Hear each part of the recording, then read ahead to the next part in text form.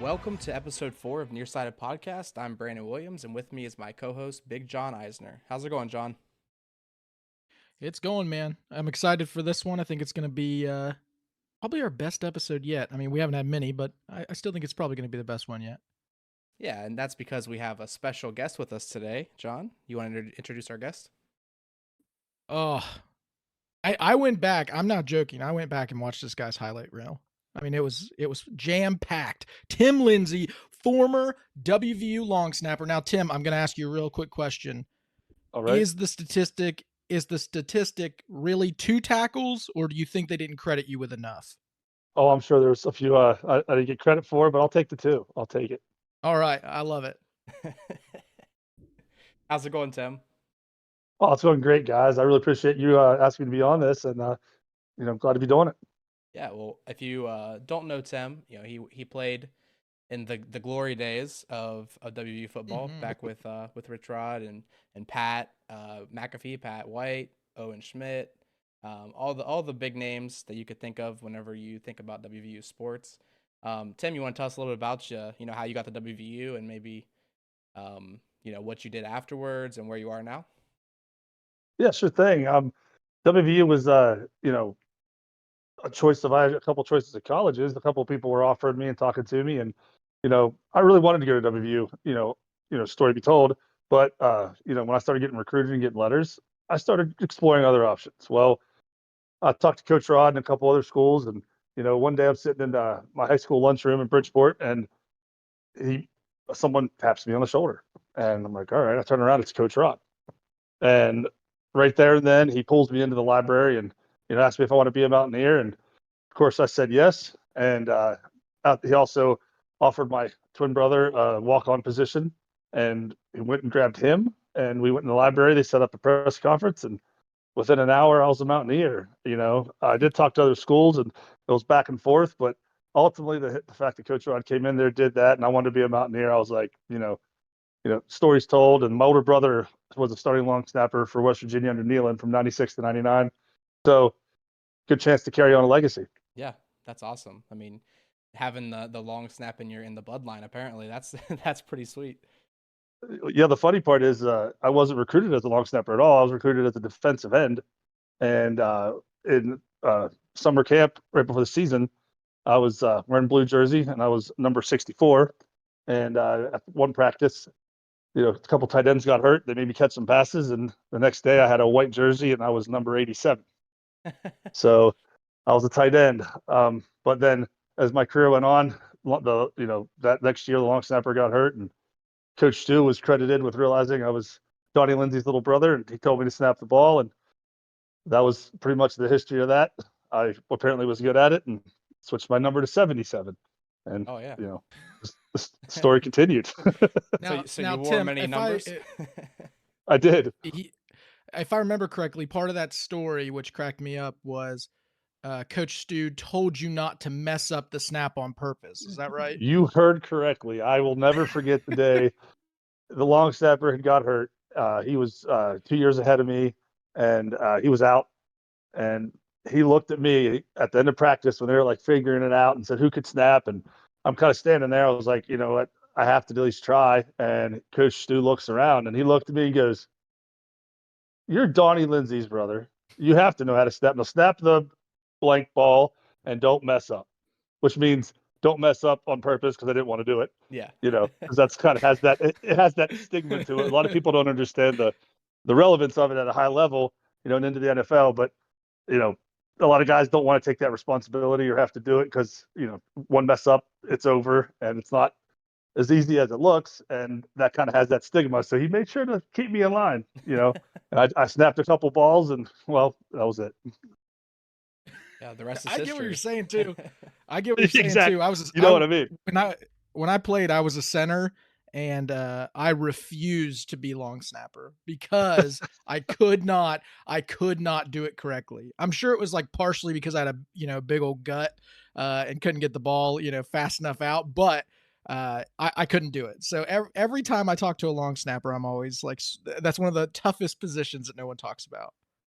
Yeah, no one knows who we are until we mess up, or That's right. don't mess up at all. Go through your whole career, Yep. and then finally get noticed. So it's like you're the unsung hero, and if they don't know your name, you're doing your job.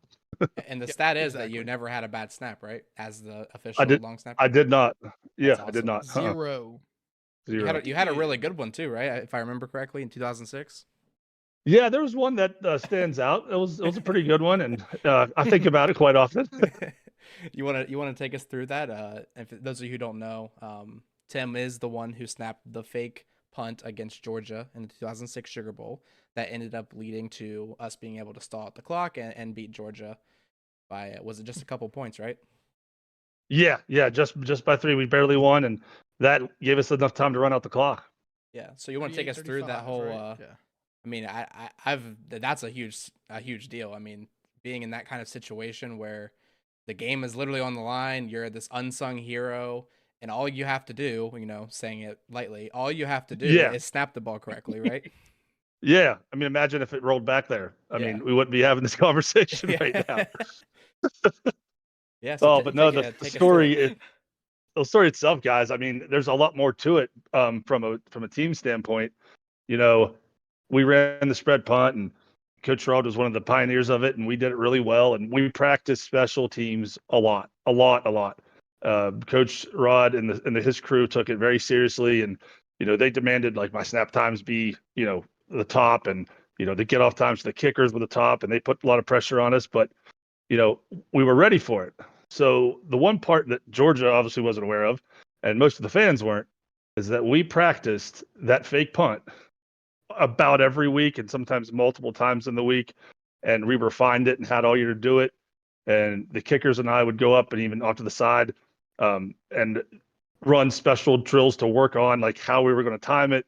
If Phil Brady was going to take certain steps and just manipulate it till we had it down so they could not tell it was coming.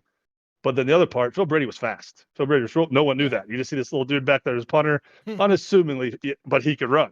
So we took advantage of it, and we developed that fake punt. So, but it all kind of began with as we punted throughout the game, they ran a normal punt return, punt block. Multiple guys on the line, had the returner back, no big deal. One of the caveats was throughout the season, we talked about the 2 tackles. One of the reasons I got those 2 tackles really early in the first 2 games. And then every time after that, they put a defensive back or a receiver on me. It was like a gnat flying around me I couldn't outrun them, but they couldn't do anything to me. They just pretty much got in my way, so they would turn. This guy would turn and run down the field with me. He wouldn't even watch the ball. Wherever I went, he just ran with me. And that had partly to do with it. And that's kind of what we were hoping on. So the cool part, we run out to do this punt. We're almost to the 50, clock's winding down. We're up by 3, but we got a punt. So it's 3rd down. Coach 2 says, hey, punt team. And, we run out, it's 4th down, and we're close to midfield. And we weren't expecting a fake punt at all when we ran on the field. Not at all. We get about halfway out there. We cross the numbers. And I'm looking at the guy standing over the ball for Georgia, and there's only like 3 on the line of scrimmage, 4 maybe. And everybody else is way off the ball. And I get out there and I'm looking at the guard beside me, the person protector, Phil Brady, and we all look at the sidelines, all thinking the same thing. And we were secretly kind of signaling that we wanted to do a fake punt, and we knew the booth already saw it.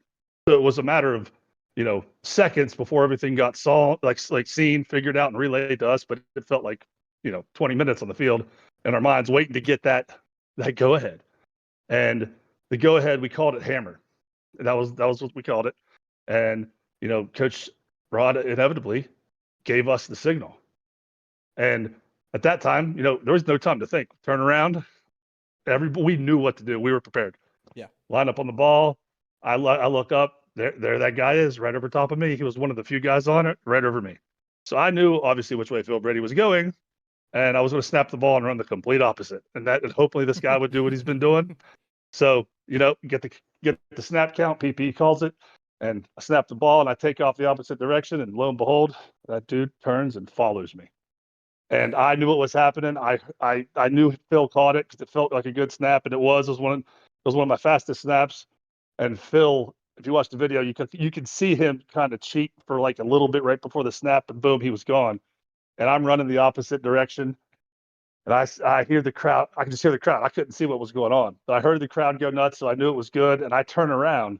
and I see Phil sliding and get blasted for the first down. And I looked at the guy on Georgia and I go, "Hey, check that out." He turned around and slapped the ground and like started getting on the head and ran off the field. And everybody's going absolutely nuts. But I don't know if a lot of people realize Phil Brady got jacked on that play, Oh like yeah. absolutely raw, and hurt his shoulder. So I mean, he was like with the trainers after the game when we were all celebrating. But that's kind of how it went down. Georgia just pretty much handed us the opportunity, and we were prepared for it, and that's what it came down to. And it was beautiful, and it set the tone. And all we had to do was run the clock out, and that was it. Yeah, you can even see in the video. It's funny because I watched it back several times, and you could see in the video you're like running to China. Like you don't even look back. You're like gone. you're gone. Nope. And then you kind of see you start coming back once you realize what's going on. You start coming back, and it's like, yeah, well, I think he executed that perfectly because I don't even know if he knew where the ball was at that point. I mean, that's it, because I knew that guy was going to follow me, and I had to Yeah. sell it, man. And because he was fast, he could have had time to get over there to Phil. Yeah. But he was more worried about me not making a tackle. So he helped us out. So kudos to that guy. Yeah, that's so cool. But yeah, I know earlier you kind of touched on NFL stuff. You did have a little stint in the NFL with a few different teams. Kind of walk us through life after WVU. Yeah, it was kind of weird. Like my junior year, after that game, that was my junior year, so I became a senior, and I immediately started getting letters from agents, and I'm like, what? And Coach Rod kind of pulled me off to the side, and he was like, we gotta nurture this. You're gonna snap at the next level, so keep going. And then at that point in time, that's when I wasn't allowed to be on scout team or even any other team. I helped with some other special teams, wasn't allowed to do that. Just to not get hurt, because I didn't really have a backup. And if you take me out, you subsequently take McAfee out of kicking. And Phil, that year, because Phil Brady graduated. So, I focused on it, kept honing my craft, really worked on it. And after the season, like it was almost over, I had lots of, letters from agents and getting some notifications to let me know teams were watching me. And I was like, all right, this is cool. I'm going to pursue it. And, but I still kept my education goals of going to med school. That was the plan. Well, as the draft got closer, I found an agent. I went to, workouts after I graduated, and teams would call me. I was talking to, the Green Bay Packers, the Redskins, and the Atlanta Falcons, and Buffalo a little bit. Those were the main teams talking to me, before the draft. And I didn't know what was going to happen. Some teams were saying 100%, but at that year, there was a lot of older guys who were like on their last year. Mm-hmm. So they were kind of unsure if they were going to be healthy. So everybody was looking for a long snapper, and I found I was ranked one of the top long snappers in the nation. So it kind of worked. And as the draft day arrived, my agents were all together, my family. I get a phone call from the Redskins and the Packers, and they're both kind of going back and forth. And finally, the Redskins even mentioned, "Hey, we have one more pick left. We need you and a linebacker. So let's see what happens as the last pick comes." And they considered picking me for their last pick. Then they called me and they're like, "Hey, we need this linebacker. We couldn't get one. If we promise to sign you the minute the draft's over, would you want to be a Redskin?" So, and the Packers were mentioned wanting to sign me, and I was like, "Yeah, we'll see." Well, the draft ended, like 2 seconds went by before the TV can even go off, and it was the coach for the Redskins, and he offered me to play for him. So I headed down there, and they had an older guy who was, potentially couldn't pass the physical. Well, he ended up passing it, and they let me go, and the Atlanta Falcons immediately picked me up for the same situation.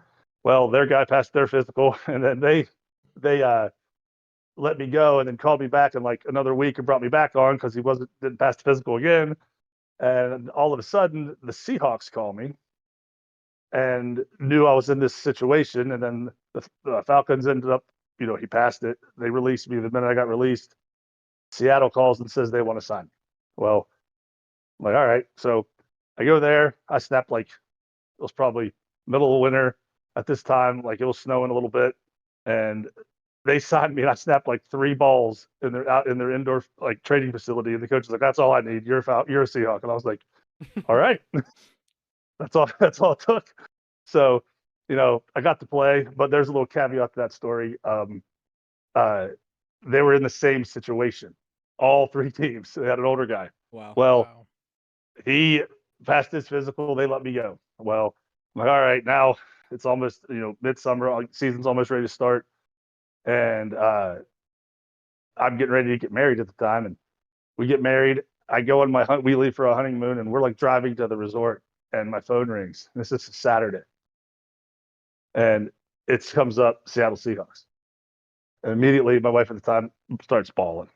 I answer the phone, and they're like, "Where are you?" I was like, "I'm in Florida." They're like, "What are you doing?" I was like, "I'm going on my honeymoon." And they're like, "Well, get on a plane and get to Seattle. You're playing on Monday Night Football." Oh my I was like, gosh. Wow. and I was like, all right. And immediately, I did not have the happiest person with me at the time. So Yeah. I turn around. She flies back to her family, and I flew to Seattle. I land to a media storm, thinking that was the funniest thing in the world, and I left my team to play football. And they made a big thing of it. It was funny, and so I made my start against the Bears on Monday Night Football, and we won by a last minute field goal by 3 from a left Wow. hash on the 26. Yeah. That's awesome. Yep. That was my first play, but a lot of people didn't know that. But so after that, played a couple more games, and hey, I was on the team. I made it. Well, Yeah. I ended up getting sick and having to hang it up. I had a medical issue that forced me to cut my career short, and the Seahawks were a great team and were behind me and would check up on me, but it wasn't football related, so they didn't have a choice. They had to let me go.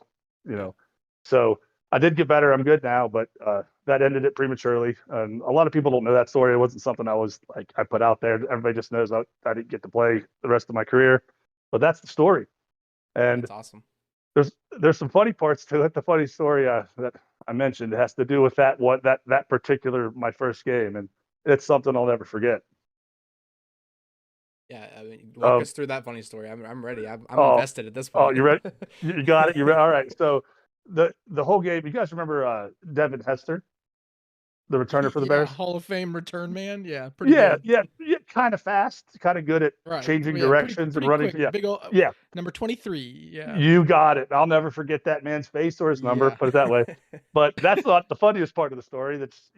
That's part of it. Do you remember this? There's this linebacker that was good. What's his name? Oh, Brian God. Urlacher.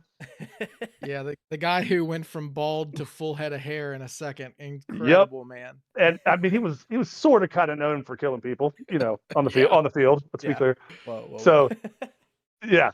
So the first play, my first NFL play, is a punt, and the whole sidelines of the Seahawks, they're all like giving me crap, hitting me on the head. Get in there, they're all excited, and we go in there and we do the first punt. It went off, good. We're fine. Come back off.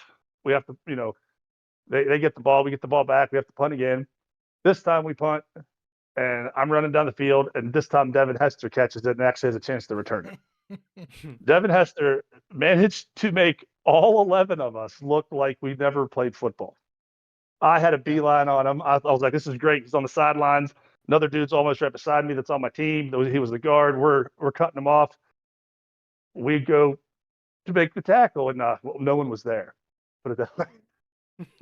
We go diving into the sidelines. Devin Hester literally hit the brakes, stopped on a dime, jumped to the left, and kept going as we slid into the sidelines. Oh, And wow. then after that, he managed to do that to everybody else as he ran into the end zone. That's awesome. Yeah. So, that wasn't the most fun, but it happened to all of us on the field. He destroyed everybody. It's a He was bonding amazing. moment for you guys right there. It was. It wasn't fun the next day talking about it in film, but so the game goes on, and we score on the next drive. We score a touchdown. So now I'm going on for my first extra point, right? Well, I'm running out in the field, and we've been practicing like I have before, but I was just back on the Seahawks last minute, so I haven't gotten many reps with these guys in the last few months. But I knew them; they knew me, and the two guards beside me were running out, and they're like, "Hey, Rook, hold your water."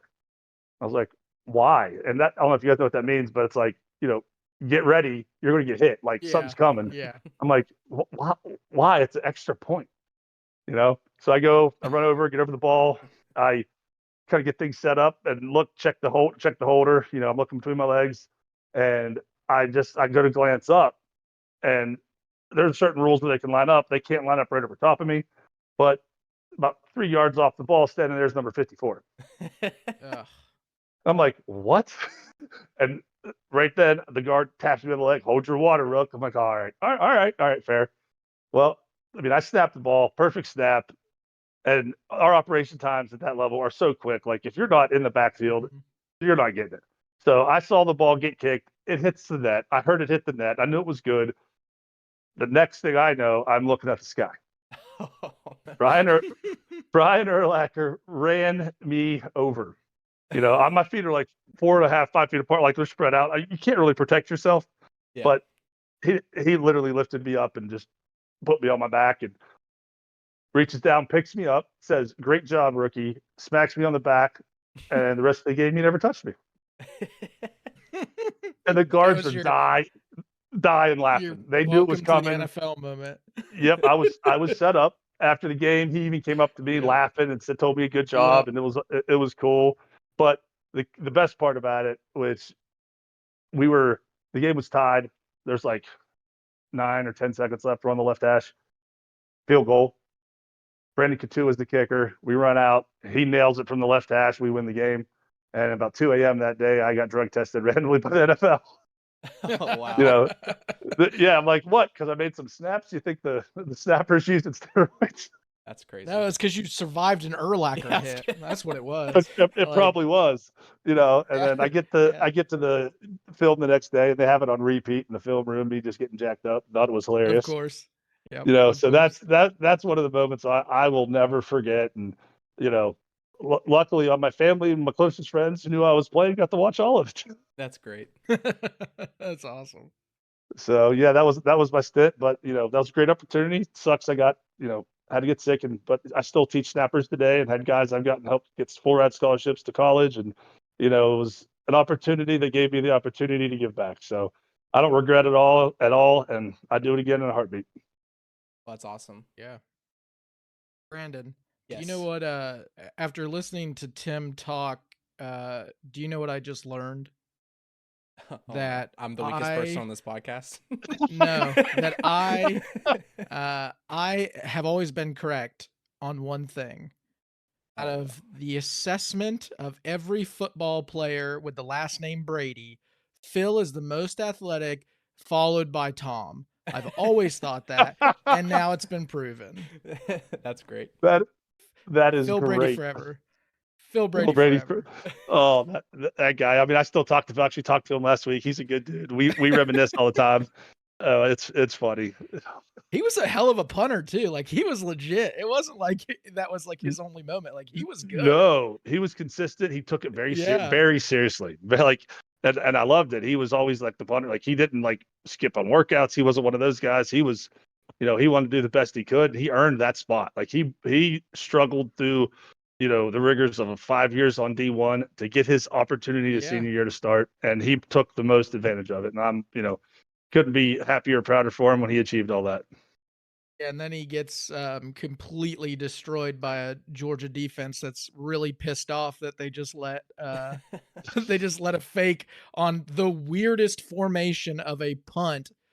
That was like when WVU did like the I don't know what you guys called it. It was a weird setup for the punt. Spread punt, right? It was a spread punt. Yeah. That was like the start of when it all became a thing. Right. So it was new back then. A lot of people didn't know how to handle it, but by that time people knew how to cover us. But it was still new to NCAA. Yeah. Yeah, you could just tell too, like the Georgia kids just all drop back as if they know they're going to return this punt. Obviously, time's winding down, but perfect moment. But yeah, Phil Brady, whoever's listening should go watch that and obviously reminisce about like how great it was to beat Georgia. But then just everyone should donate to Phil Brady's like favorite cause just based off of that hit, like the hit he took, because not only does he like hurt his shoulder, but like, if I'm no doctor, but his leg wraps around him maybe 2 or 3 times. Like, I don't know if legs can do that, but holy cow. He was a little concussed too. He was a little, he was. He kicked himself in the face. Like, that's how hard he got hit. It was incredible. So Oh, I'm good for sure he Phil still Brady. feels it. Phil then Tom. Phil then Tom. That's how I'm keeping it. Yep, Oh, I that's agree. great. Well, boys, let's get into a little bit of a review of last week with WVU and move forward through the show. But before we do that, we do want to give a short little shout out to WVU basketball. They did get their first regular season win last night. Josh Eilert, Coach's first win. Yep, that's a big deal. And I mean, the first half didn't look super great, but there was some really good halftime changes came out, and they just completely took control of the game. It was nice to see. I was there in the nosebleeds, but I was there, and it was a good time. They did really well handling pressure that second half. That's what I was worried about. As soon as they went to pressure, especially full court, I was like, all right, this is where you tell whether or not a team is ready to go, especially early season. But they handled pressure well. Obviously, there's a lot of things that they can fix, but first game, I mean, you can't ask. And a lot of people think like, oh, it's just some underdog team. That team is actually good. They won 16 games last year and had a ton of injuries. I heard Tony say that every single player on their team started a game last year, including the walk-ons of that team, because of how injured everybody was. Yeah. And they still won 16 games. That's incredible. Yeah, I mean, that's probably one of the hardest, first game of the year that WVU's had in a while. But they're, projected to potentially be a tournament team in some capacity. So they're not just your normal warm-up game, that's for sure. But yeah, congrats, Agreed. Josh and team. Again, we're here for you all year, and we'll get to talking more about you guys maybe come December or so. But anyways, let's get into the review of last week's game against BYU. This game was look, I'm just going to say it, Brandon. All right. And Tim, you're here to witness this too. We were spot on. Spot on. The entire time we said that BYU had nothing for us. Turns out that was not a lie. Tim, I'm assuming, or I'm sure that you watched this game. What was your initial reaction to this game? I mean, initially, like I'm watching it and we're up, we're doing great. And I'm like, all right. Mhm. And it just kept going. And to the point, my 6-year-old daughter was even like, is BYU even good? Are they a team? Yeah, it turns out they were 5-3. So yeah, they're not bad. Yeah. I tried to explain that to a 6-year-old, but I was like, you know what? We are. And I was impressed and it continued. So Yeah, it was, just an overall dominant game. I mean, the most complete game that we've played. I think you would say, Brandon, right? yeah, for sure. I mean, even like Neil touched on, there were some things special team wise that we got to clean up. We got one called back on us.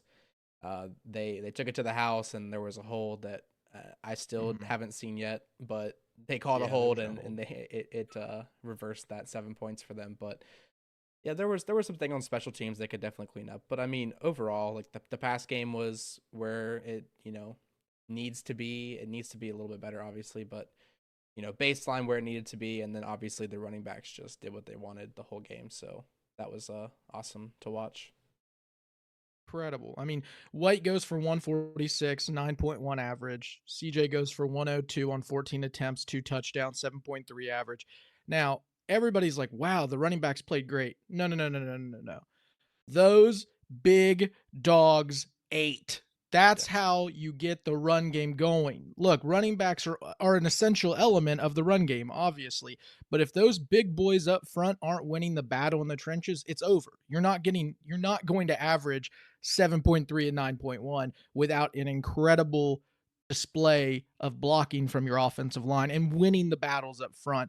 So, I mean, that was fantastic to see overall. And look at Garrett, too. Like, he had time, which we kind of said at the last episode. We said their defensive line wasn't the best, but you obviously still have to go up against them and never know what's going to happen. You kind of hinted at the pass game. You also have a little note in here about Garrett, and I know he's your boy, but there's a little bit of a critique you have, Brandon. What is it? Yeah, I mean, I love the guy. I mean, again, we're gonna get him on here eventually at some point, but Mm-hmm. um, he just needed to. He doesn't have the touch yet on the short passes. Like his Mm-hmm. downfield passes are like probably, you know, definitely top in the Big 12, but I'm saying nationwide, he's throwing some of the best balls down the field of anybody, and but his short passes just they have to improve, and a lot of that, like you say, he's getting happy feet and he's not setting his feet, and maybe trying to move around a little too much when he's trying to make those layup passes. But I would say if we had to give him a criticism, that would be the only real thing that he needs to improve on is just getting those free passes when there's nobody around and it's 10 yards in front of you. Tim, this is obviously Garrett Green is kind of like a, I wouldn't say polarizing figure, but he is somebody that has been largely debated on the WVU front.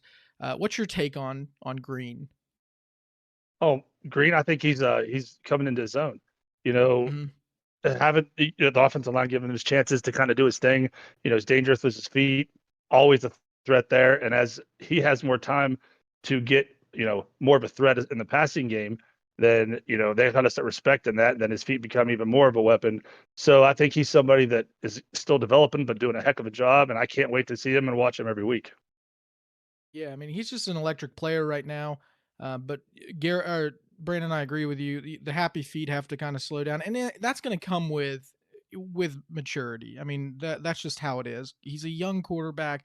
He hasn't started a ton of games. Yeah, he's like He's 7 or 8 playing the starts at ball. this point. Yeah, Yeah, I mean he's playing extremely well for what he has behind him and is able to do. Um, Now, the other person that needs to be discussed on this podcast is my favorite player, the most hardworking player on this team. Doesn't just catch balls, says, you know what? I'm bored. Time to return some kicks, fellas. Preston Fox. This dude he catches everything. Look, catches what? Miraculous catch in the end zone. I don't know how he holds on to that yeah. ball. That was crazy. And what's funny is Garrett comments on it and he's like, "Yeah, we both saw that the opportunity was there, so we made it happen." It was like, "What?" Like there was like 4 like BYU people just waiting for the ball and somehow it goes Doesn't straight matter. into Preston Fox's hands. If Fox is there, it's like the old saying goes, screw it, Preston Fox is somewhere. So That's you right. just heave it down the field. Fox is going to catch it, but that catch was phenomenal. And I told you, it's obvious that Garrett trusts him, Yeah. and he's kind of his, like I like to call him, like his Edelman, right? He's the guy he can go to in those type of situations, and he knows he's going to hang on to the ball. Um, Tim, you like Preston Fox? Yeah, I like him Of a course lot. you do. You know, kind of have I kind of know him vicariously through his parents, and he's a great kid. I knew him when he was younger, and to see him come up and do this is, I mean, amazing. And especially being a West Virginia boy, I kind of have Love a it. soft spot in my heart for those guys. Just to be honest, I was one, so I love to Mhm. see it, and I love the fan support behind him. Dude, he's Yeah. incredible. He, in my opinion, is the most complete wide receiver we have. Now, do I think that I would he's the agree. most athletic? I don't know. But he is the most complete wide receiver. He's the guy you can go to when you need to complete a pass, like if it's 4th and 3, right? That's the guy you go to, which you kind of think like you look at like a guy like Carter and you're like, oh, that's the man. No, no, no, no, no. Preston Fox is the guy you go to if you want that conversion. That's just how it is right now. Yep, that's definitely the case, and it's showing every single week as he makes big plays and keeps us in the game. And we've been really relying on him, and I think that sometimes I'm sure Tim you could probably attest to this, but whenever someone relies on you for something and it's such a big um, situation, like the game's on the line, things like that, and you just keep performing over and over again, like that's a real man right there, and Preston Fox is the man. Oh, Brandon, you make a great point, and that's a lot of people don't understand. The other part is that like the better he keeps doing, the more teams are going to target him, practice for him, and prepare for him. And if Mhm. he keeps stepping up to that challenge each and every week, that's just going to solidify him more and more of the player we all think he is right now. Absolutely. That is a fantastic point too. If you go back and look at BYU's press conferences, they knew who Preston Fox was. It wasn't like this guy was out of the blue. Like they knew that Garrett was going to go to him and he still showed up. And Tim's right. Like when a guy continues to show up, even when the other team is planning or game planning around you, that means you got a dude on your hands at that point. Like he's ready to go every week. Yep. Man, Preston Fox. Yes. Yeah. Yes. Yeah. Preston Fox, he'll be on the show. Don't worry. Better be. I'll tell him to his face how good he is. That's right. Tell him right to his face. On to the defense as far as the review goes. 3 sacks, 8 TFLs. You know, did we say that's what needed to happen, or I can't remember? Pressure rate, very high. Very, very high. Yep. You made a very young quarterback very uncomfortable. He had like a 48 QBR. He was not comfortable the entire night. I will say though, and I think that while the score wasn't there and the overall performance wasn't there, there were some bright spots for him, and I think that he's going to be a force to be reckoned with in the coming years for BYU. I think that he looks like he could be a pretty solid quarterback with some more time in D1 football. Oh yeah, I mean he was solid at JUCO too. I mean he was I think the top JUCO quarterback coming out. He's solid. He's definitely better than Slovis. Yeah, Slovis. That guy. He didn't even play us. He's so scared. Hey, Brandon, your boy on the defensive side of the ball. I know he's your boy, so I'm gonna let you say his stat. Big tackle game for him. Yeah, Lee Koba, 8 tackles. Lee Koba is my boy. I've been high on Lee Koba since the day that he showed up for fall workouts a few years ago, and I was like, this guy. Just listening to him talk, like he knows ball. He's like the type of player that when you hear him talk about football, you can tell he just really cares. And whenever you have a player who's good and really cares about the craft, it's just a no-brainer. That guy's going to be great. So, and we're seeing that this year. He's matured a lot from last year. He had big numbers last year, but this year it's just there's no other clear leader on the defense right now. Yeah, we always talk about coaches and like, you know, he's a coach I'd run through a brick wall for, but there are players like that too. And he definitely is the guy on defense. Tim, can you think of a guy that you played with who was like that? He was, you know, super motivating, kind of got the squad going. Oh my gosh, yeah. You know, the first guy that comes to mind was Big Dan Moses, number 76. Oh, He was, yeah. he was one of my, him and I have the pleasure to say that me, him, and Jay Henry and Brandon Miles were the team captains my senior year. And Dan was one of those guys that, like, you know, we all kind of were, but he was, you know, stepping up, keeping guys in line. And when things went awry, you know, Coach Rod didn't have to say anything. You know, there was Dan, and everybody respected it. You never got mad at him for saying something to you. You knew he was doing it because he cared and he wanted to win. So, I mean, he's the first person that comes to my mind. That was the person I was hoping that you would say, by the way. I had a little insider information on that. And so the person that I spoke to about this compared him to the Undertaker in WWE, because the Undertaker used to be the guy in the back who, like, when something would go awry with another wrestler, he would like be the judge, jury, and executioner and would make sure that they got back in line.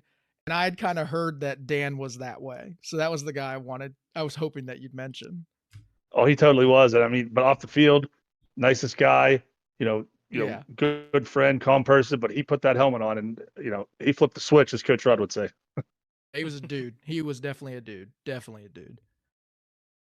A couple more people to talk about here on defense. Yeah. We've got Ben Cutter, who obviously he's a freshman standout. He's kind of got thrown into this role. Everyone talks about how much he's already developed when it's obvious. If you look at him, he's everywhere. I mean, he is playing the linebacker role very well. He's really filling in for where Trey Lathan kind of left off before he got hurt, and we're seeing him more now with getting more comfortable with those pressures, and he was able to almost get home a couple of times with BYU, but overall, I mean, he's just played a hell of the last two games. He will be, I'm calling it now, not next year, but the year after, he will be a all Big 12 player. Yeah. That's how good Ben is. Like he is one of the fastest, pure speed guys, fastest linebacker slash back, whatever you want to call him. Uh, the way that he cuts and can get across the field is incredible for a guy that is still his size. Like he not only can look, we talked about Urlacher earlier, right? A guy that can just kill dudes.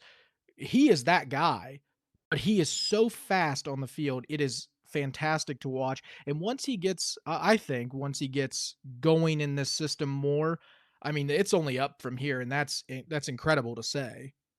Yeah.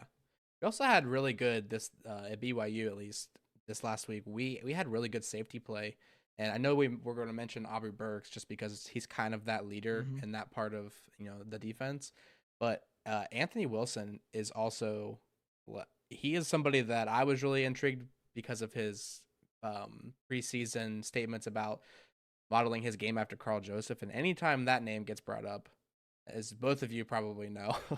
That's the most hype way you can describe playing defense is playing like Carl Joseph. So I've been watching him closely, and this was by far his best game. I don't know his tackle stats or anything like that, but off the top of my head, but he had some major hits, and one of them it went from being a caught ball to being an incomplete pass just by him hitting them. So then I think there was a play where they kind of did like a little screen pass, and he came out of like deep downfield, full speed, and just wrecked the guy.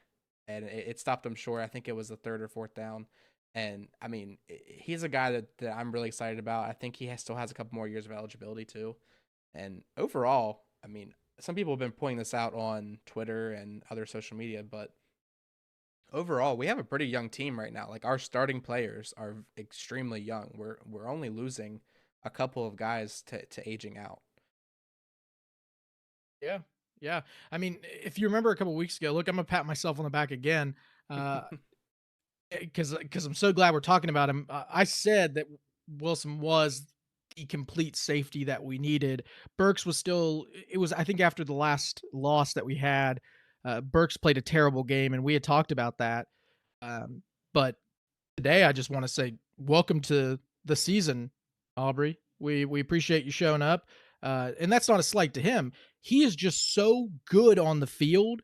You just expect so much from him. Yeah. And I felt like against this BYU team, we finally got the guy that we signed up for. Like that was the dude right there.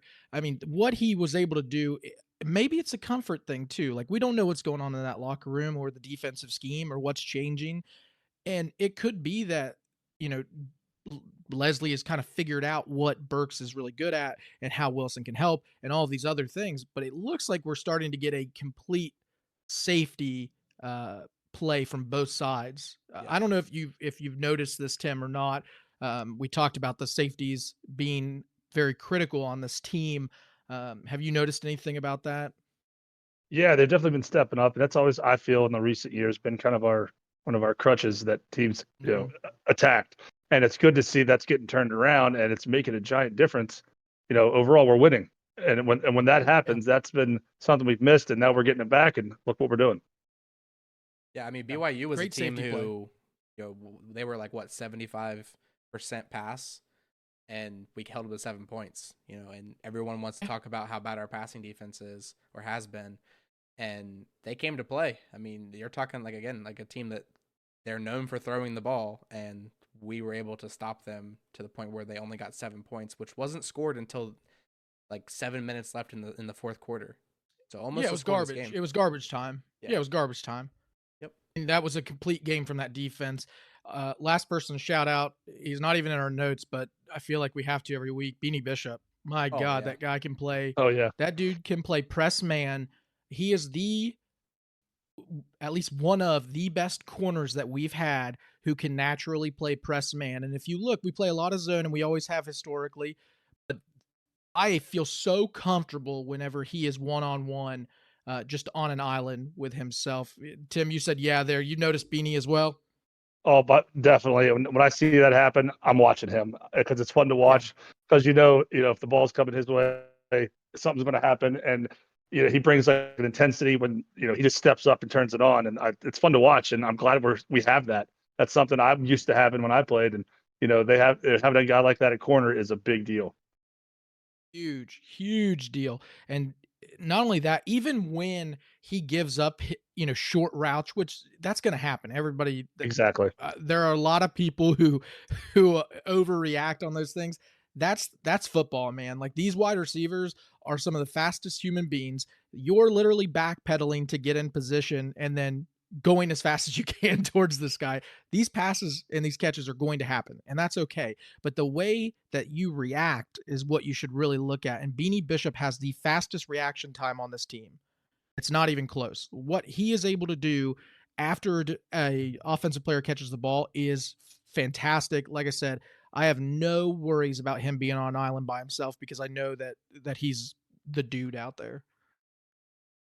Yeah, totally concur with that. I mean, watching him play has been a breath of fresh air, especially with the last couple of years as far as defensive backs go. And it was probably, if not the biggest win in the transfer portal for us in the last few years. Yeah, massively underrated. Yeah.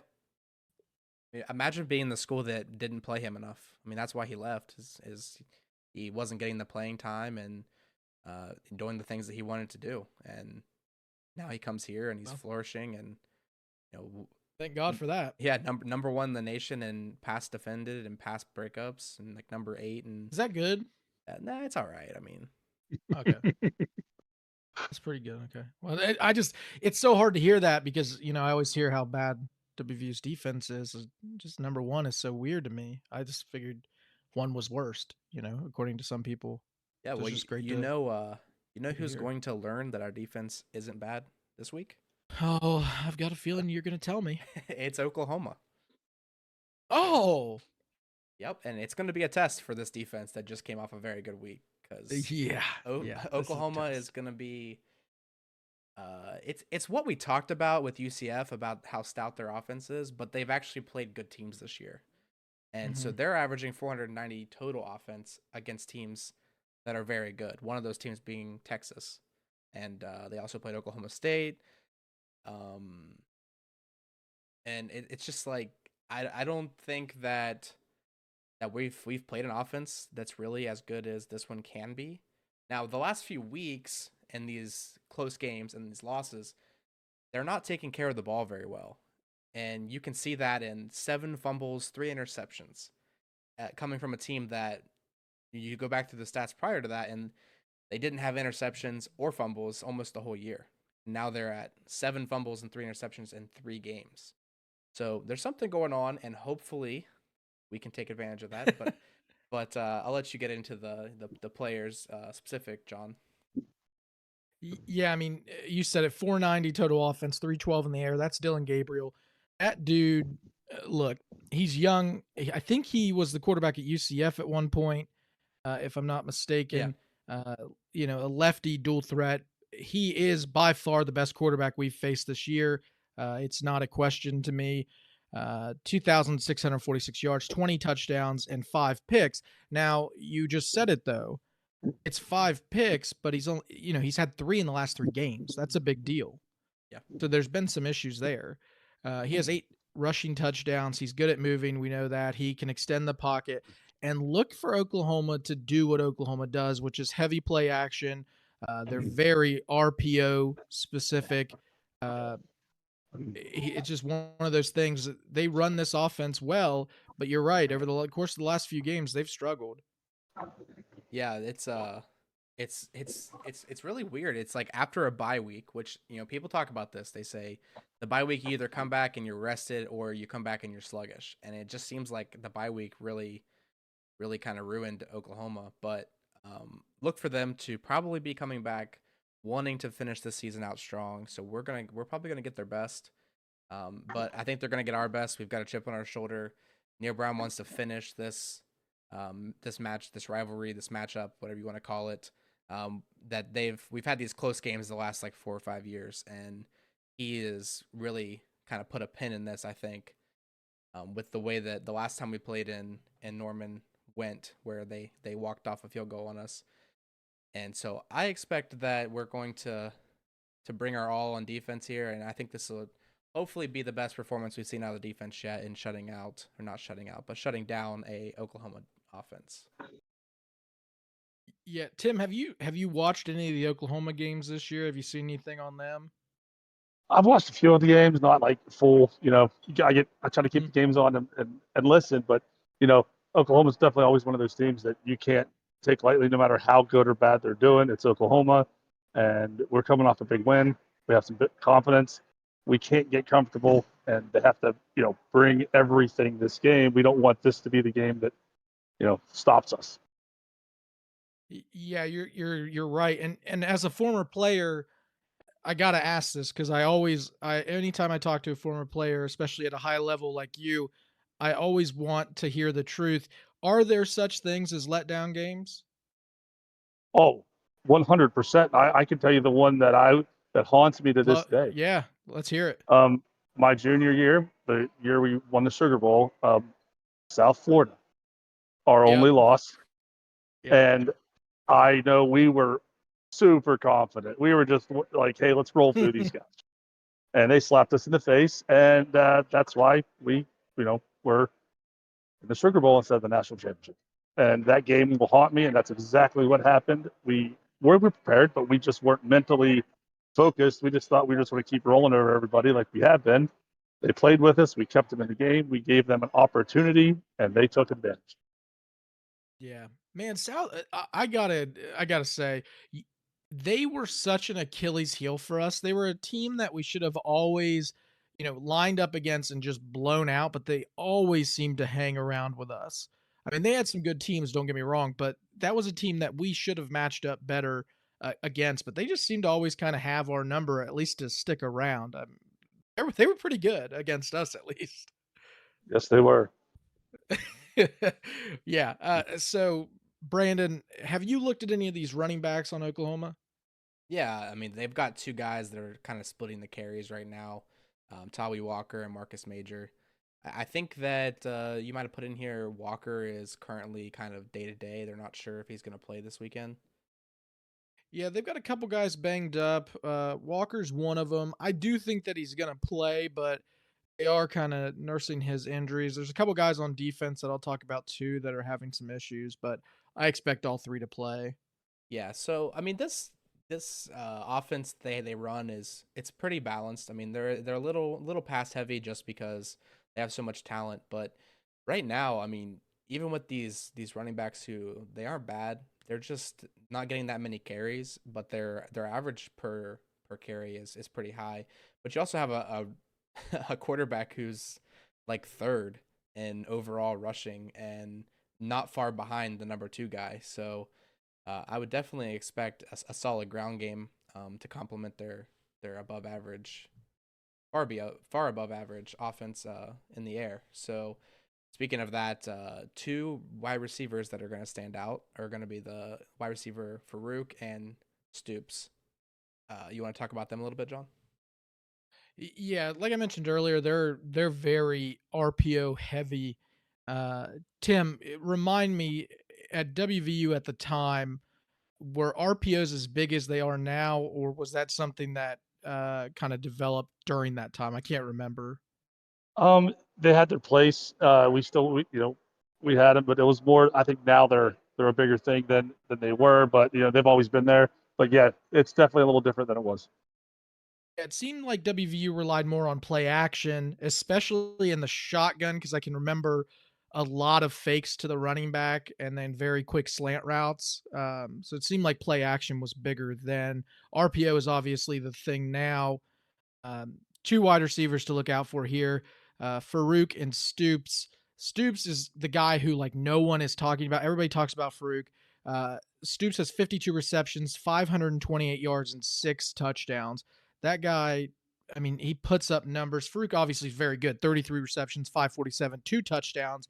And the last guy that no one's talking about, who's a redshirt freshman, is Nick Anderson. This guy is the home run threat that this offense has. He has 8 touchdowns and averages 24 yards every time he touches the ball.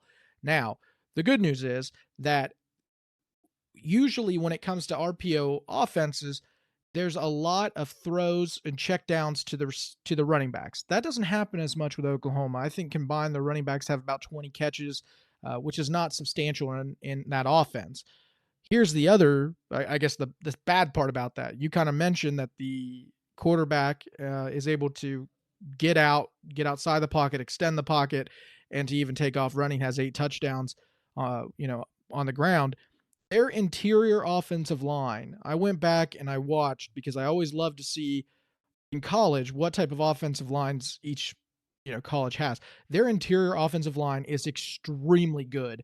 Probably the most underrated interior in the Big 12. Their guards are two of the fastest pulling guards have to be in the country, and they pull a lot. Now, Tim, you were a tight end. Did you have to do a lot of pulls, or was that mostly for the interior linemen? That was more for the interior linemen. We didn't do that, but it's something our guards did a lot, and Dan Moses did really Yep. well, even at center when he had to. And it was some devastating plays watching those guys do that. And Jeremy Sheffy, another great lineman, and was a devastating force, in the trenches.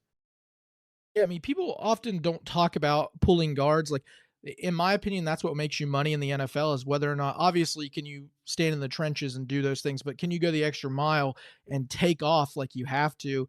And pulling is like such an art, in my opinion, when it comes to interior offensive line, because I mean, something as simple as getting around the other offensive lineman is extremely hard. So watching Oklahoma do that with ease. Like if anyone's going back and watching these games, go look at Oklahoma against Oklahoma State. Yeah, they lost, but I'm telling you, go back and look. It was great. Yeah, that's what I've got on the offensive side of the ball. Brandon, do you want to add anything there? No, I think we could pretty much touched on everything, the major people to look at and what to kind of look for as far as their game plan and kind of what we're going to be facing here in just a few days. We can move on to the defense Sweet. though, and this is kind of the Venables way is they generally are going to have a pretty solid defense. I mean that's kind of where he came from, and he right now they're seventh in the Big 12 as far as total defense goes. They're giving up around 382 yards a game and about 20 points roughly. I will say that their points per game is slightly skewed because their first 3 opponents they barely scored any points at all. The Mhm. last few games they've had pretty close games. It goes for the offense too. I think the offense, their stat is something like 30, 38 or 40 points a game, but realistically in the Big 12 it's more like 30 to 34 points a game. Um, but yeah, so Venables is top 3 defensive coaches in the country, and John, I'll let you get more into the scheme because I know you're big on the defensive scheme stuff, way bigger than I am on it. Well, look, I guess that's the uh, I don't know, the ADHD in me. I really like to know what these guys run. Venables is historically a 4-3 guy, but we talked about it a couple weeks ago, and we compared Iowa State to a 3-3-5 when really we should have been calling it a 3-3-3, which is what Iowa State always runs. That's like their code. It really is kind of a 3-3-5, but they call it a Yeah. 3-3-3. 3 down linemen, 3 linebackers, 3 safeties, and 2 corners. That's where the big difference is that they play 3 safeties. Now, Oklahoma does this a lot. They do the 3 down linemen, they do the 3 linebackers, but they also mix in 3 corners, 2 safeties, 4 corners, 1 safety. You see the rotation. Their rotations are very good. Here's the problem that they have though. If we can play crossing routes, especially across the middle or a quick slant, they are very vulnerable. Their linebackers tend to rush. They love to bring at least 2 linebackers, especially when they have 3 down. They also really like to kick their defensive ends. And what I mean by that is they don't bring their defensive ends in a rush. They allow them to drop back and get into passing lanes. So it gives you a little bit of time, but the guards and especially Frazier are going to have to play extremely well this game, or Garrett's going to get killed. Like that's the basics of this. If they do play well, though, you're going to have the ability to get upfield very quickly. Tim, I don't know much about your history, obviously, before WVU. Did you play any defense? I'm sure you did, probably in high school or anything. Do you have any fond memories of being on the defensive side of the ball? Defense is why I got recruited for West Virginia. Oh, that's right, Was defensive end. Yeah, I I was forgot. a all-state defensive end and went to the North-South game, and that was my thing. I played defensive end, so defense is by far has a special place for me. And to me, that was something that we always set the tone. The defense was it. Like that they can't win if they can't score. It was that kind of that simple. And I prided myself on teams would practice for me.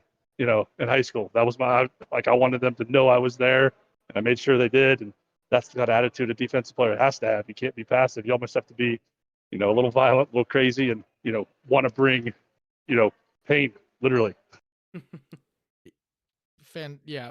Fantastic take there. Now, when you played defensive end, were you a big rush defensive end? Did they ever have you drop out in coverage? How did they do that? Because I know high schools now are different than probably they were even then. What was your role then? Yeah, I would drop back if we had a team that we were coming into that would like to pass a little bit. All depend on situational and where we were.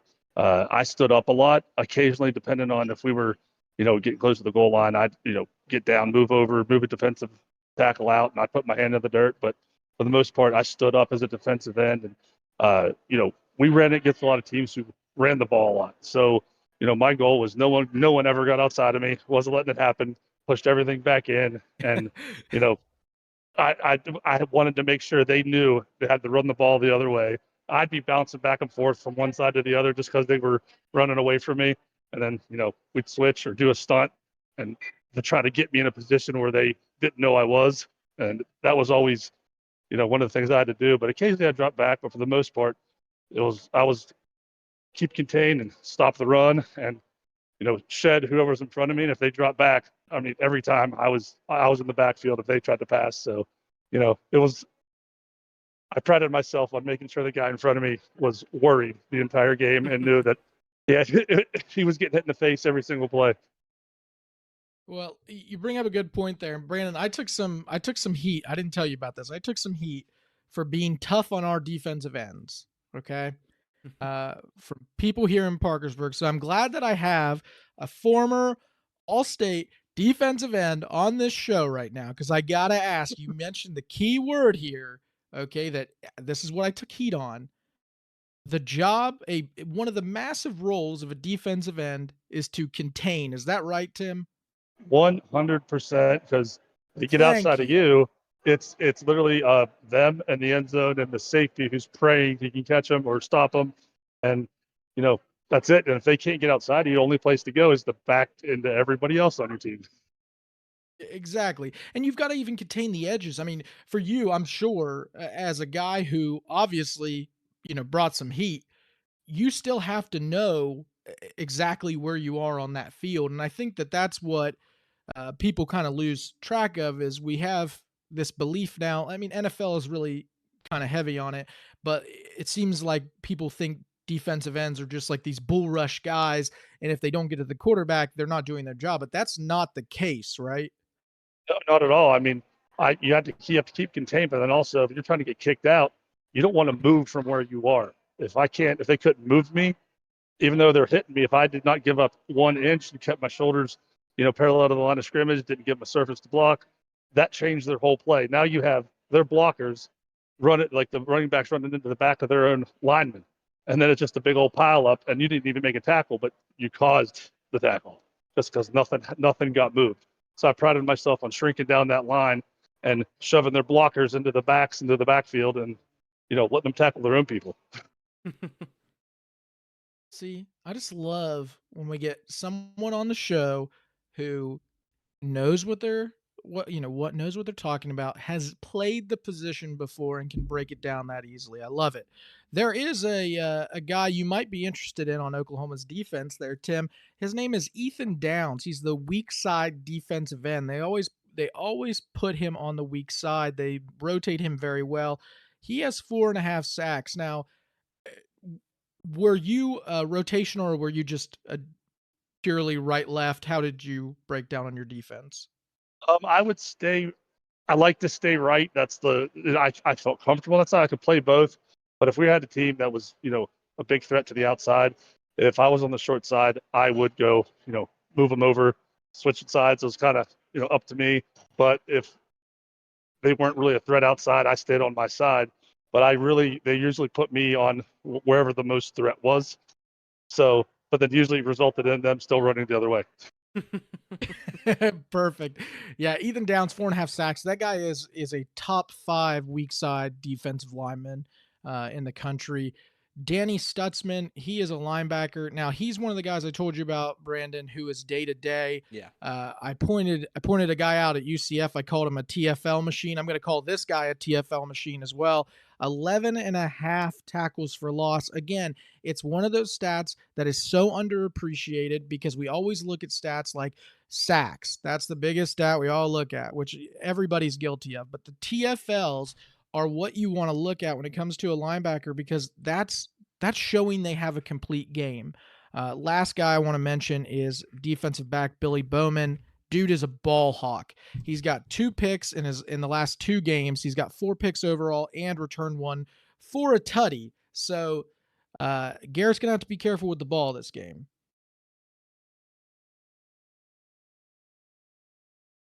Yeah, that's for sure. Sorry about that. I'm trying to look up some stats on this last week's. I think that did Farouk run back. Sorry, this is kind of off topic, I guess. Special teams. Did Farouk run back a touchdown last week, or was that the week before? No, he doesn't. I don't think he has a touchdown at all this year. I thought that he was the one on special teams that was returning the punts and the kicks. I'm looking at his stats right now. He doesn't have any return touchdowns. He has 15 returns for 321, 21.4 average. So I mean, he's a good return man. Yeah. So I think that's. I mean, I know that Neil Brown kind of touched on it a little bit, so I wasn't sure if he actually had a score. But no, I think he can take off is what Neil was saying. Yeah, he. I mean, we know that he's a threat just from watching the offense side of the ball, but yeah, just sorry to. Gavin Freeman. Gavin Freeman. That's the guy who returned one. Yeah. Okay. Gotcha. I was thinking that it was someone the last couple weeks. Freeman's the punt guy. He's punt, and then Farouk is kick. Oh, okay. Gotcha. Yeah. Okay.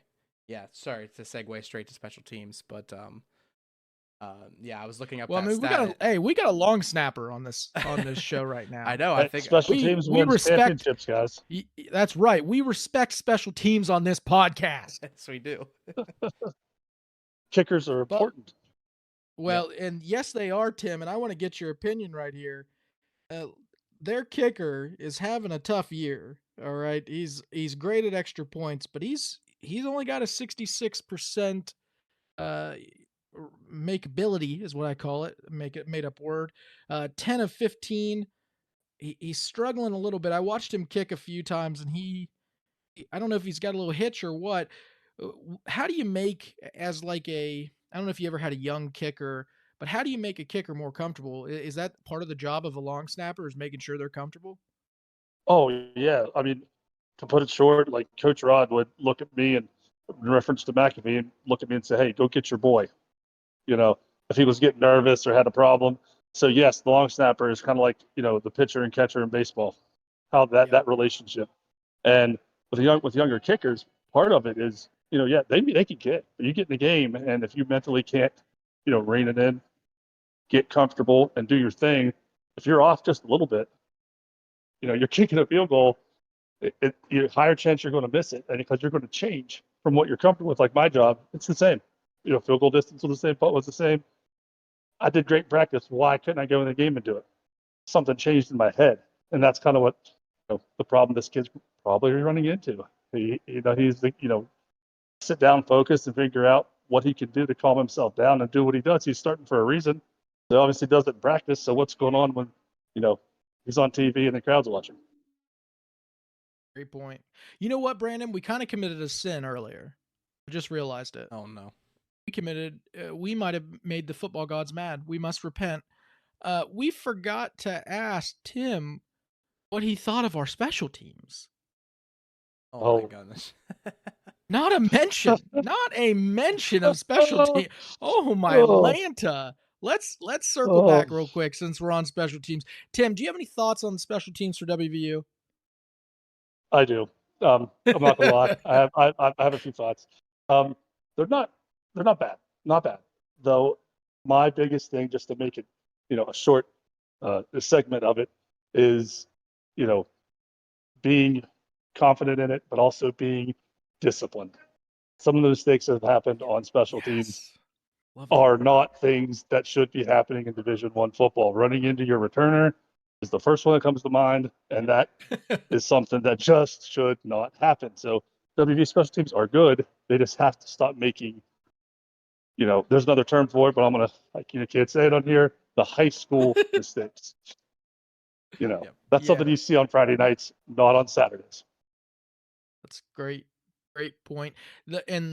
Look, I'm sure that you've noticed this too. I have harped on this. Brandon has harped on this. When this team loses, when WVU loses games, you can go back and see that they were a very undisciplined team. When they win games, you can see that they make the correct rotations. They're doing the things that they're supposed to do. They're containing, like we talked about earlier. They're playing disciplined football. You said it right there, Tim, and I think it's a great point. You have to be extremely disciplined on special teams. That's the role you play, is discipline. That's 100%. And there's two words that kind of the average person doesn't think about when it comes to special teams. Is hidden yardage. That's the secret. You have a punt return for 60 yards. That doesn't get added up into your total offense.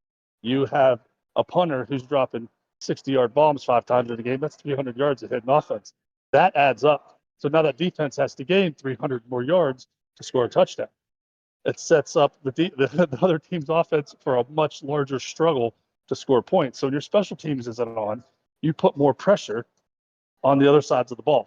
And that's subsequently what happens. I am no mathematician, Brandon, and it's part of the reason why I became an attorney. But that seems like a lot of yards, if you ask me. What's your thoughts? Yeah, I mean, I'm with Tim on that. You can tell the games that we do well generally are the games that we have good special team performance. And I'll never forget the years of Dana and DeForest when our special teams was literally there couldn't have been a worse unit in the country probably. But Dana's offense has always kind of shined, but when we lost games, it was always because of special teams. And I think that you're right, that there's so much that you can gain from having a solid special teams unit. And overall, I mean, our specialists are pretty good. It's just our overall units just seem like they're coming along and having a little hiccups. There's been a lot of turnover too, with certain people that have been injured and everything. So there's some young guys playing out there. I mean, we had, which he made a huge play this last weekend, but DJ Oliver, who's like the 4th string freshman running back, he's like 5'9", 5'10", 240, is a wrecking ball, runs downfield and makes the play on the guy on the kickoff, and it's like maybe a 3 or 4 yard return. So he fields the ball and gets to like the 18-yard line or something like that. And this dude comes out of nowhere, and he's a freshman. So we've got really young players playing out there, which is part of the issues we've seen. But at the same time, it's really promising whenever, I feel that our team as a whole has a lot of very young players right now. Fair point. That's a very fair point. I think that, and it's funny, the last thing I wanted to mention was the reason that he made that tackle, Brandon, is because CJ let it slip how fast he is. Oh, I know. We just talked about it. That's the boy, that's the guy we talked about, and CJ let it slip, and he was like, look, secret's out, pal. Time to me. I'm going to put the Jets on and make this tackle. And he did. That's a big boy running that speed too. Yeah. Tim, I don't know if you saw that, but CJ said in an interview last week that DJ Oliver, who's a freshman running back that I just was talking about, hit 22 miles per hour on GPS in practice. 240. Yes, I did hear about that. Pounds. Holy man. Yeah, that's a lot of meat. Yeah, and in pads, most likely, or a helmet on at least. Yeah. What'd you hit? Like 24, probably? I mean, I tried to keep it under 30. I'll tell you on Yeah, that that's probably good. You don't want to get a ticket. on that on that fake punt. I swear you probably hit about 45. You were so Oh, far down the yeah. field. I had to. I mean, I had to take that guy out, and it worked. And maybe plus adrenaline times like Yeah, for 1,000. sure. Cut. Yeah, they should have gave you the ball. You just scored 2 touchdowns by the time he hit first down. You were gone. Oh, that's. I mean, you guys saw it, and I love it. And you're 100% right. I laughed at myself when I watched it. Oh, I mean, you did your job, man. It's fantastic. So fast too. It's like that every long snapper should have to watch that as like an orientation on uh, getting down the field. Yeah, I mean every player Hey, ever that's should have to those. watch that because it's the moral of it is don't give up on the play no matter what the game Yeah. plan is. Do your job. Yep. Hey, that was 270 pounds running there. 270. All right, Derrick Henry. We see you. We see you, Tim. Titans are going to be calling here soon. Oh, I'm thinking too old for that now. I don't know. Tom Brady's still doing it, right? Or no, he's not anymore. But Oh, No. It goes. Hey, it goes Phil then Tom. I'm sticking to it. That's all I'm saying. If Phil was still playing, he'd be our impact player of the week, but he's not, unfortunately. So he'd be the impact player every single week, if you ask me. speaking of impact Brandon, player of the week, yeah, who we got? Who we got? this is a guy that I've been really excited for ever since I saw him suit up for the first time last spring. His name's Jaheim White. You guys probably heard of him at this point.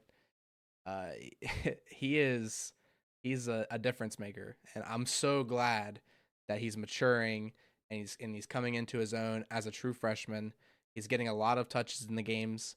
They're going to start utilizing him more now. They had a lot of some issues with development and lining up correctly and things like that Neil Brown touched on, but it seems that it's paying dividends that he's kind of stayed the course and decided to take this seriously as a freshman.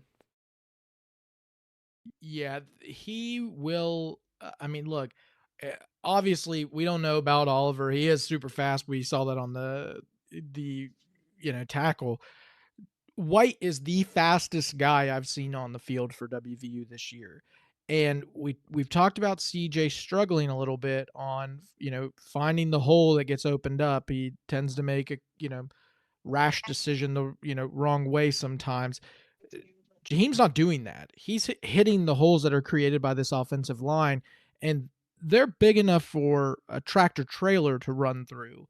So, I mean, shouldn't be hard for him to find them, but he is statistically the closest thing we have to Ollie Gordon. He's the guy, in my opinion, who should take the load this game. CJ, obviously, great player, should still be on the field, but he should be used more in the passing game and as an extra blocker when they bring heat, just based off his size. But I have not advocated for this once all season. I don't think I've ever advocated for this while CJ's been on the team, but CJ should be the backup role player running back this game, and White should be the guy. Tim, have you watched Jaheim? Oh yeah, definitely. I agree. You guys are spot on, and I can't wait to see what's going to happen. I mean, it's going to be great. Yeah, super fast. That dude, you could tell, has played running back for a long time. And if he hasn't, he's fooling me because he is that good. And like I said, CJ is a big boy. He obviously played tight end. Look, him and Tim both could be running backs. I've heard about Tim's speed, and you can't prove it wrong because none of y'all were gunning him. So he probably hit 40, and that's what we're sticking to. 40 MPH. That's what Tim's nickname was. Yeah, or that or the fridge, whichever one you want to go with. Right. Yeah. You were the fridge and Owen was the runaway beer truck. So There you it worked go. out perfectly. So yeah, White should be the guy this game.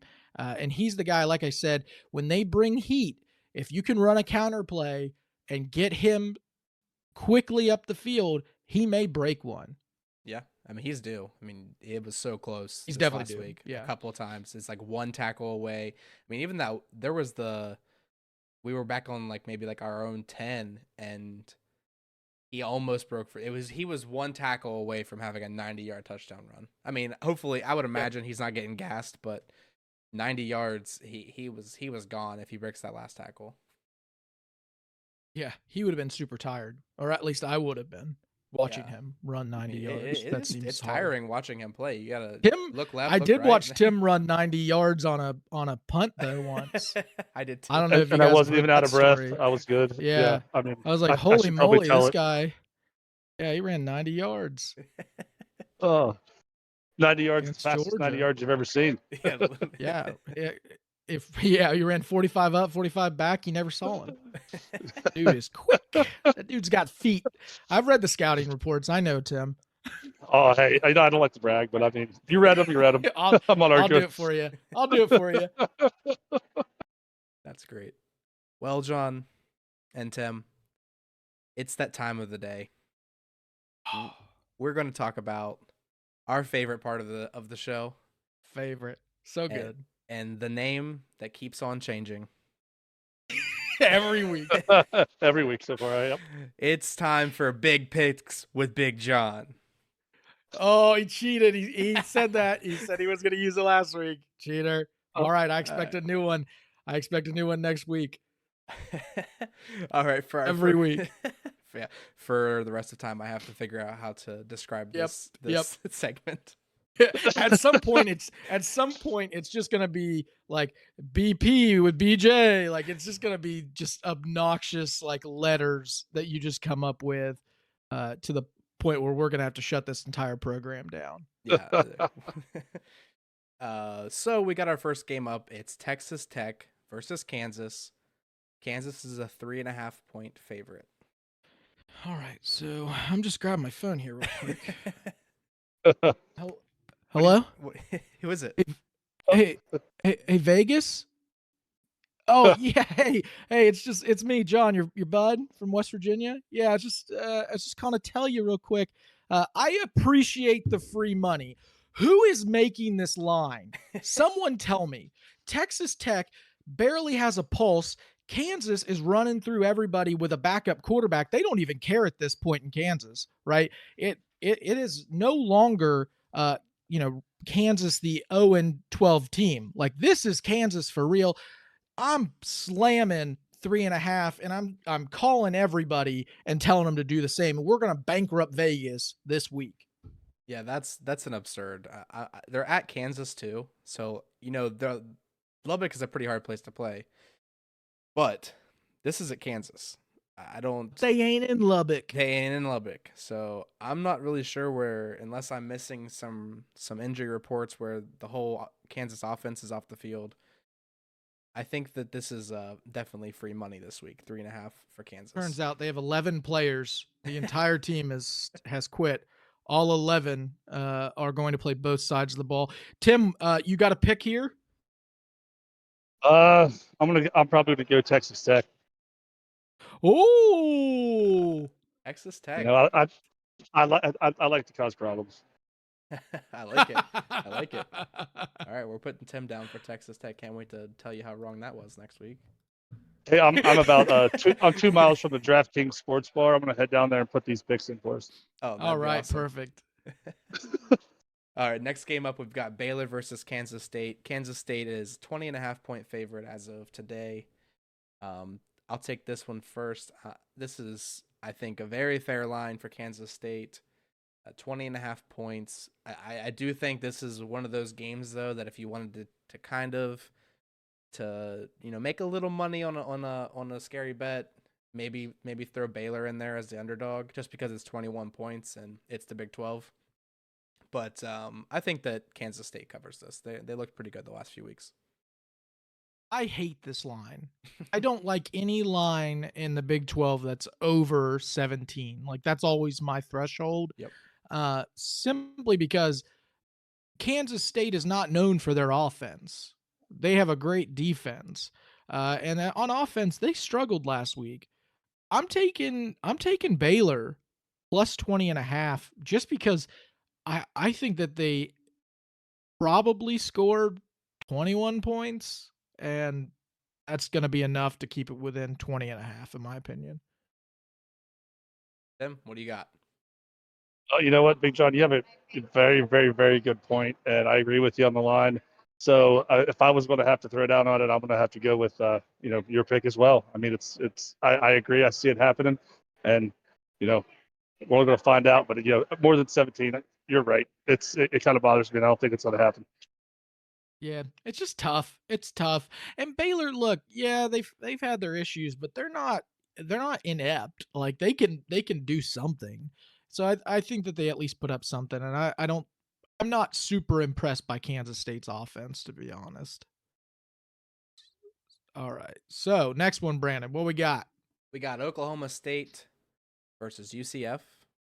Oklahoma State's a 2.5-point favorite.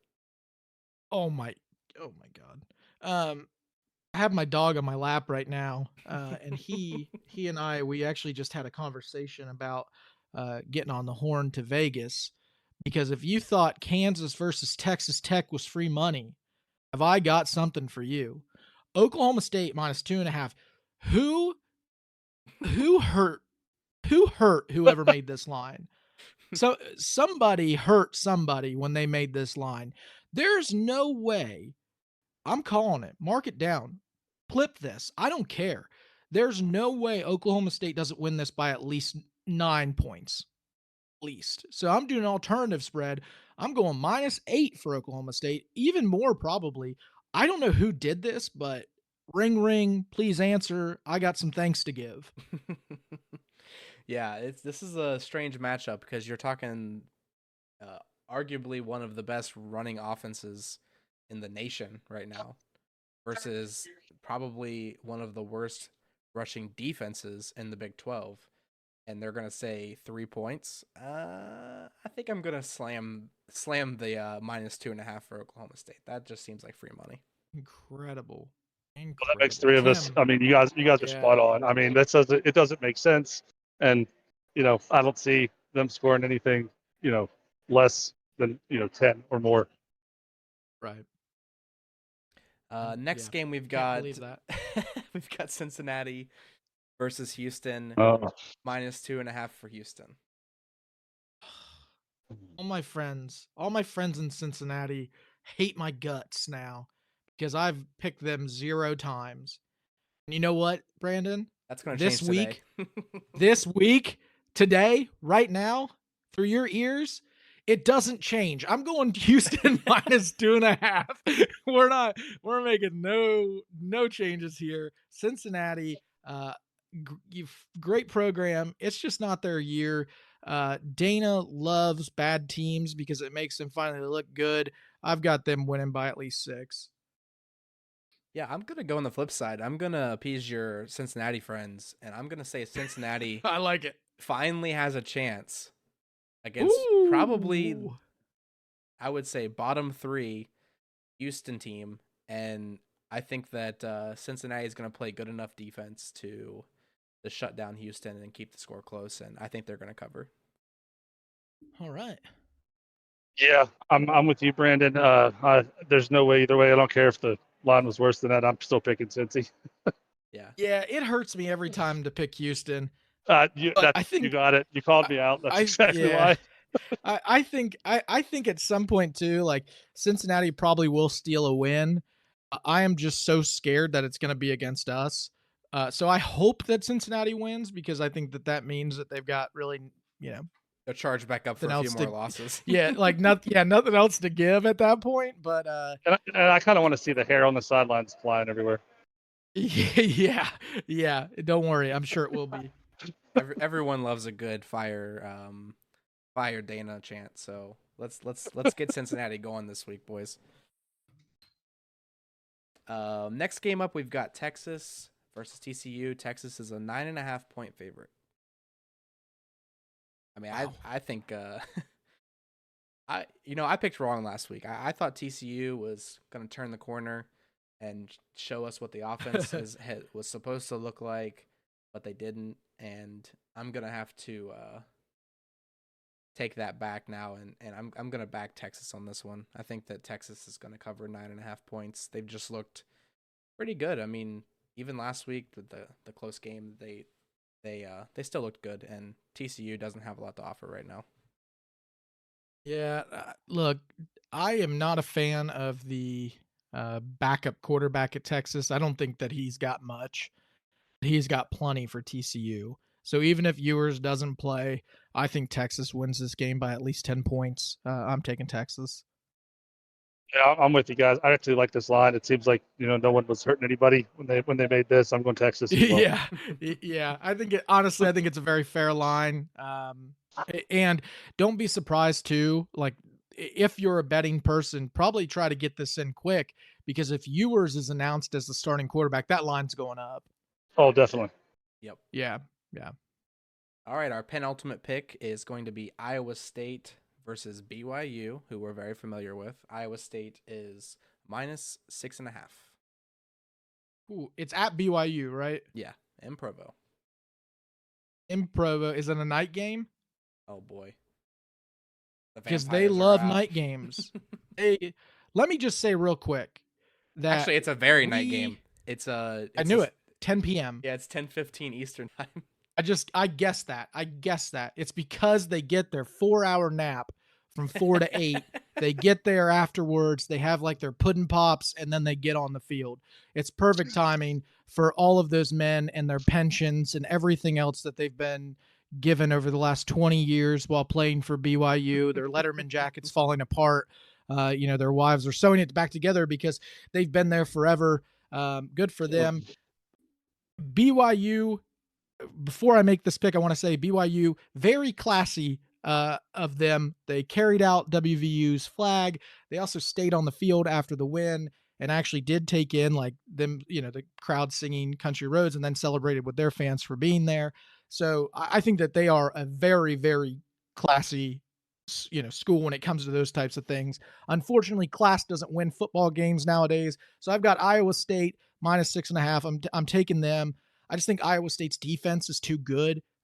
BYU, I think, is probably still going to – I don't really think it matters what quarterback is in there against a really tough Iowa State team. I think Iowa State wins this by at least a touchdown.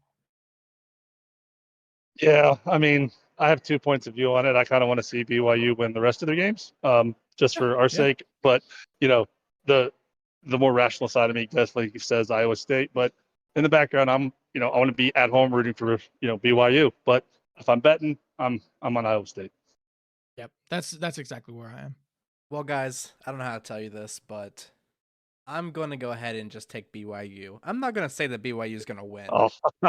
But is this a night game? Is it because it's a night game? Tell me it's because it's a night game. I can't even use that stat anymore because we found out that stat's really skewed. But all of the criteria is being met right now. And it's a November game at night in Provo. And so you're saying perfect storm situation. Oh yeah, perfect storm. And they're coming off, and we don't know the quarterback situation. I haven't really dug into it yet, but I think if they're starting the Jake from State Farm again, like I think that the BYU he's gonna have some time under his belt, got some real playing time against a D1 opponent, and I think that they cover. And you know what? I'm just going to go ahead and extend it and say that moneyline BYU. I'm taking moneyline on BYU. All right. Wow. I know. All right. Confident man. I like this. Look, what do you think you'd bet on that, Brandon? Probably like what, $10? Well, my current situation is just Venmo me $10 now because you might as well give it to a friend other than Vegas. If I give it to a friend, I'm going to give it to our close, near and dear friend who said that BYU isn't that bad. Oh man. Yeah. Well, look, BYU, I'm not joking. They are the most senior team in the Big 12, right? Based off number of years by that they've literal been age. Yeah, I mean it's insane how they put out 22 doctors, lawyers, and scientists onto the field because they've been there getting. They all have doctorates, I'm sure, because they've been there for 7, 8, 9, 10 years. So it's incredible what they're doing. Unfortunately, I think age is getting to them and slowing them down against these young whippersnappers. And Iowa State is going to roll. Alrighty. So for the final pick of the night, we've got WVU versus Oklahoma. I'm crapping on BYU, and I like them. They're nice. They're nice people. They're great. Like, though, I don't want people to think that I think their coach is fantastic, but I love giving them a hard time just based off. I don't know how they keep all these kids eligible. Good point. Incredible. All right. Sorry, Brandon. No, it's fine. Last game is the obvious WVU versus Oklahoma. Oklahoma is currently sitting as a 12.5-point favorite. I have started too many of these, so I'm going to take the last pick here. I want to hear explanation from two professionals. Okay. Well, as the professional, I'll let Tim go first. I was talking about Tim. Yeah. I'll take it. So, my view on this, it's a little, superstitious, but, I can never, for the life of me, in any situation, I don't care if we were playing the Super Bowl champs, I'm going WVU as a personal pick, and I'd even put money on them because I have all my faith, all my devotions in that team, my blood on that field. So I don't care if the line was, 40 for Oklahoma. I'm picking WVU all day because I just can't go against them. But, Oklahoma's a great team. I think the line's probably accurate from what Vegas would look at, but my pick's WVU, and I'd throw down on it. Yeah, I'm Brandon, with Tim I don't here. know. Brandon, before you make your pick, I just have to make a point here real quick. As a lifelong WVU fan yourself, and just as a human, you've probably had moments where, your body does something where you can't control it, right? Mm-hmm. Well, as Tim was talking, it was just so crazy. My hand went over my heart like I was about to say the Pledge of Allegiance. This guy's got me ready to go to war. Yeah. Yeah. He bleeds blue and gold. So I'm ready. 100%. I devoted years of my life and full effort to that school, and I will never turn my back. Right. That's right. All right, B-Will. Here we go. All right. Well, with that being said, I can't pick Oklahoma in this situation, not after that speech. So yeah, don't you dare. Don't touch that. I know where you live, Brandon. That's true. That's true. No, I'm forgoing the spread here. I'm forgoing the spread, and I'm just gonna. He's going money. I'm just gonna bang the money line for WVU. I mean, that's free money in my opinion. We're gonna throw one back. We're gonna take it in Norman, and we're gonna look up and we're gonna point to the sky and look at Bill Stewart, and he's gonna say, "Great job, guys." And I know, that's gonna be the storyline here at the end with Blaine and everything. So I'm picking. Well, I got to throw one thing in there with Coach Stu mentioned. If Coach Stu was in that locker room, he'd look at these boys and tell them it didn't matter who was out in that field. You're going to play them out in their way. You're going to play downfield. You're going to put a hat on the hat and remember that heroes get remembered, but legends never die. I'm going to need a new shirt because I just ripped mine off. I'm so ready. I'm ready for this game. All right. So, look, there's spreads, there's money line. I don't care about any of it, okay? After listening to you get me pumped for this game, I'm not taking WVU for the spread. I'm not taking WVU money line. I'm taking WVU -7. I'm doing an alternative spread. I'm going WVU to win by at least 7 points because I'm going to send what Tim just said straight to Neil Brown. He's going to put it all over the locker room. They're going to say, look, this former player led WVU to a win based off this fantastic speech that he gave on this random ass podcast. Here we go. WVU -7. They're winning by at least that. I love it. I'm here for it. Well, John, great show, guys. Tim, thank you so much for coming on. We really appreciate it. Hey, not a problem. You guys are awesome. I love what you're doing. Keep it up. I can't wait to see what the future holds for this podcast and you guys. As a former player, I can't say nothing but thank you guys for what you're doing. Thank you. Look, Brandon, it's been a good ride. We might not top this episode. Yeah, it's going to be our longest. It's going to be our best. But we loved every minute of it. Until next time. Thank you, Tim. And until next time, let's go.